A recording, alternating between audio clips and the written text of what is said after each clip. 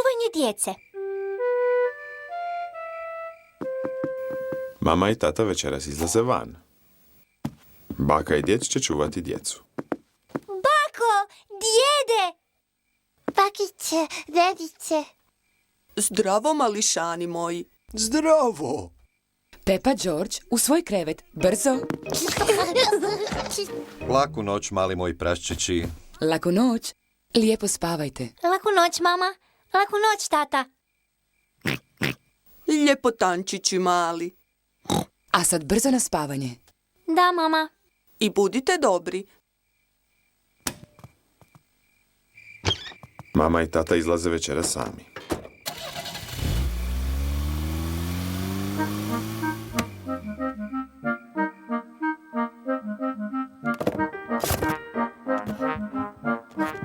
Pepa i George su jako dobri. Odmah su otišli na spavanje kad im je to mama rekla. Ovakvo čuvanje je lagano. George? George, jesi li budan?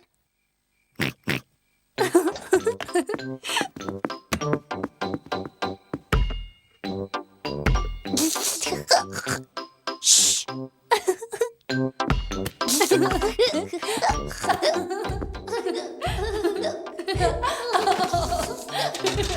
Kakvi su to čudni zvukovi?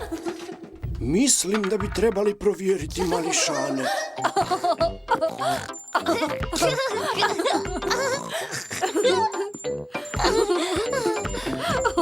Pepa, George, jeste li budni?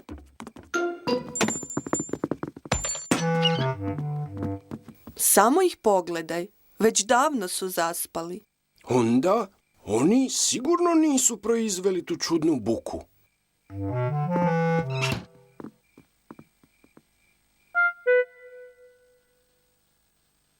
Ja ne čujem ništa. Ja mislim da su zbilja zaspali. Hajdemo gledati televiziju. Vrtlarstvo. Danas ćemo govoriti o ružama. O, jako volim emisije o vrtlarstvu.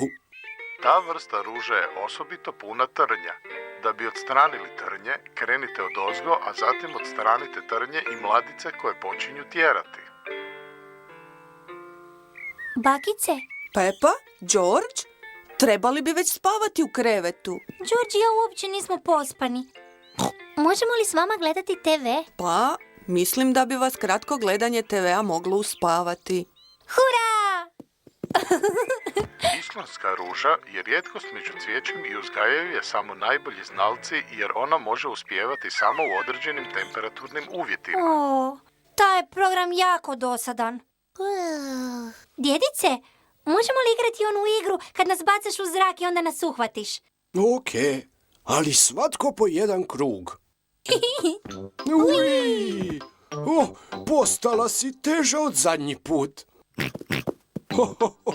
Sad je George na redu. Ui! Moj red. Ui! Oh, Više, više. Možda je djed već malo umoran. Znam. Bakice, igrajmo se lovice. A, Ti loviš? Uhvati nas ako možeš. Ne možeš me uloviti. sad ću ja tebe uloviti.